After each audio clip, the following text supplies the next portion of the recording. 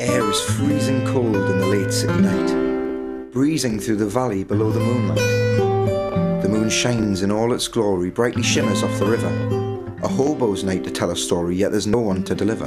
Looking up like charities and people that help homeless people, this seems to be like the one that does the most work and the most like innovating work. Like it seems a lot different than what I thought it was going to be. It's like I say, it's not just like a soup kitchen, which is what I thought we were going to be doing. Cyrenians Made from 1970. It was formed by 4 people, Frank Pollock, Frank Welsh, Brian Roycroft and Karen Gorn, who were concerned about the people who were sleeping rough in the city of Newcastle. So what they did is form a shelter for people to come in and get soup kitchens, or eventually then it progressed into having beds, but they were drawn by lots. And that was when it was formed by them 4 people. They probably didn't know what it was going to grow into today, and that's the whole history of it. What we were predominantly what I would call a heads on beds organisation. Right. And what that means is we found people, give them a room, but didn't do anything with them. So what you did is then you become an institution, you institutionalise people who were reliant on the Cyrenians.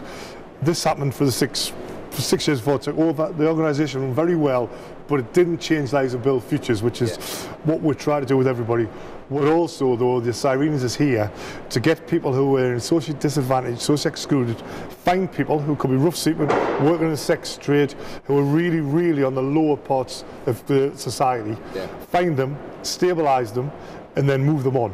So what I see is very much as being as a short-term intervention of somebody. It could be 3 months, could be 6 months, could be 2 years, could be 5 years, but the whole ethos of the organisation is get people away from one. Right. So what we've done is develop from being a residential-based organisation to an organisation who finds people a lot, but also that trains and employs people. Right. And that's really where we've made successes come from. In the last year, we've employed 145 people from service users away from with outside jobs. And it's very, very important that organisations like ours put the time and the resources in to develop the individuals who work for her and get her away from her. Right. Been given the keys to Virginia House, which is, I think it's their flagship accommodation. It's one of the nicer ones, so have a look around because it's freezing. Within those projects, you've got a gym, you've got a recording studio in, you've got a film editing suite, you've got training facilities, you've got a 3-4 star canteen in there. This is one of 17 rooms in Virginia House. The rooms are offered for like 6 months, maybe even more. It's amazing. I mean, even to me, this stuff's just really great. Like, it's so expensive as well. So just people can be more creative. You know, they've got like all this great stuff to use. You can do anything. You know what I mean? From where they are and from where these people were. Do you know what I mean? Like on the streets and that. And coming in here, it'd be overwhelming. The community-run radio, like, give people slots as well. It's just really, really good. I'm just really impressed, blown away by it. What you do with the people sleeping rough, we've got a dedicated unit of individuals who have all slept rough themselves. What we're going to do this morning, we're now in the day centre. The day centre is where most of the activity happens. We're in the kitchen now, and there's a refurbishment going on at the moment. And the reason why there's a refurbishment going on is because we're going to try and make the place as inviting as possible. You know, people who haven't got anywhere to live, if they've got somewhere to go during the day which is nice and accessible and it's comfortable and warm, and it gives them a little bit more of a sense of respect, really. You know, it gives them a bit of time out of the madness as well. You know, I used to use the place myself years ago. I experienced homelessness, you know, drug addiction, alcoholism, and I'm clean now. You know, I went to a rehab, got clean, and I started working as a volunteer for the Cyrenians. Well, you know, I used to use the Cyrenians projects previously before that, but I used to come in, you know, do me washing, get something to eat, just get myself well fed.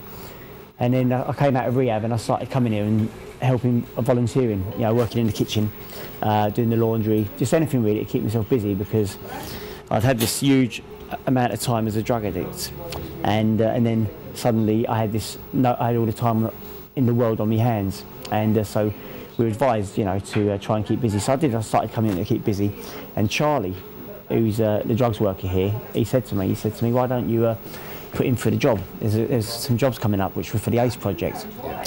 And the ACE project means adults facing chronic exclusion. And I didn't want to put in for the job because I really didn't think I'd have a chance of getting the job. And but Charlie done me CV for me, he took it away. And when I got the job. The twilight of the tune in the late city night. Stars shining down on sleepers like angels of the night. The homeless dream of a nice cup of tea as the Lord Mayor brews a sweet pot for three. What we do, the reason why we go outreach is because we actively go out and look for people that are homeless. And if we find people that we've never come across before, and then we'll explain to them what we do, explain to them our project, how we can help them. Most of the people that are homeless become homeless through no fault of their own. Usually there'll be circumstances. Most of the people who do end up homeless have got drug and alcohol problems, mental health.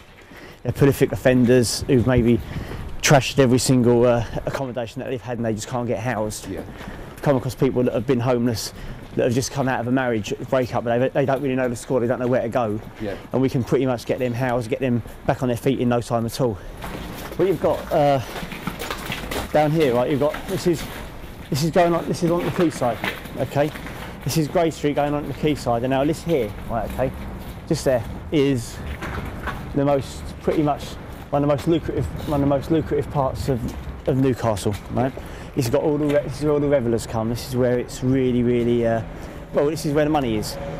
And you've got a club there. You've got just down there. You've got a lap dancing club where all the rich, all the money people go, and there's people, there's a lot of care in the world, and which is, it's fortunate that these people have got money in it. And then literally 50 yards away, you've got a total little community of homeless people that are living literally a stone's throw from where all this money is going on. I'll show you where it is. It's out the rain and it's safe as well. But you've got literally. See, there's like a blanket there. There's a mattress there, some quilts, and some debris of like where the drinkers come. But it's just so far removed from. 2 seconds. From 2 seconds away, from where the money is, And people, it can be quite dangerous for homeless people. You've got, people who've got, who've never experienced it. They're down there, they've got lots of money, and somebody who's homeless will say, you've got a couple of quid, and some people get a punch in the mouth and a kick just for being homeless. Oh, absolutely, no doubt about it.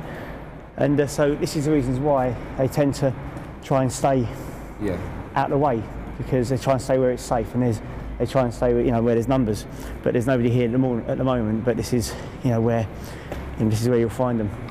That's the hardest thing to deal with, is the cold, and also as well when you've got somewhere to go. You're going home tonight, and it's you know where you're going home, and your heart and your spirit is in that place. Right. You know where you're going. But whereas when you've got nowhere to go, if you picture it, just maybe to spend a week now, having nowhere to go, having no money, and only being able to eat in the places when they're open at certain times, and then you get a bit of a rough idea about what it's like to be homeless. It's hard.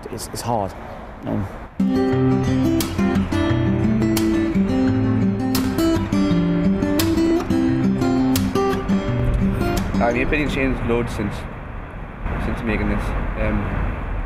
It's like I don't just think of them. I didn't think of them that much to begin with, but now I don't just think of them as like beggars on the street anymore. I realise that there's people who've got like circumstances and bad pasts which put them into this situation. I really feel sorry for some of them. The biggest revelation though has been I didn't realise how much help was there and how much people like Cyrenians are doing for those people. It's amazing to watch people who are that selfless. The biggest thing like I've taken from this experience hasn't been like meeting the people who are homeless, or the people who are like working in the offices and that. Like the best meeting people like Barry, who used to be homeless, used to be a drug addict, now goes out and has a good job where he gets to help people. He's one of the nicest people I've ever met. And meeting someone like that makes me want to be a better person. Shadows of the tune in the late city night. Cats, dogs and rodents sniff around for shite. This is a song of the city. Just like Fog on the Tyne, this song's all mine. My worst point was when I was actually 15. I became homeless when I was actually 15. and with being 22 now, it's like 7 years being classed as homeless. I've been all over the place. I'll be honest, I have been all over the place, and this probably the Cyrenians best hostel I've actually been at. I was on the streets for about 2 months before I went in. The first hostel I was in was Titan for you. Right. I thought it was going to be really easy to try and live by myself and try and learn a lot of things by myself, but it's not easy. With the Cyrenians, it's actually changed my life. Right. So I'm in the streetwise up right now. Right. That helped us out quite a lot. Yeah. Basically, I should get my own place by this year, if I'm lucky. Right. Because I've never had my own place once yet. Right. I've been homeless 7 years, I've never had my own place. Did you feel when you're doing that, it makes you like forget about everything else in life and you can just enjoy that? Oh, it does actually forget you. It does make you forget about what you've had in your like past. It does like you forget. Yeah. Because I've had a bad past. Yeah. All my family disowned us when I was like 15, when I came homeless when I was 15. And when I become doing the acting, I just totally forgotten about a lot of things what was on my mind. Yeah. I absolutely loved it. Yeah. Is it something that you want to pursue now as maybe a career? Yeah. Yeah. I want to be an actor.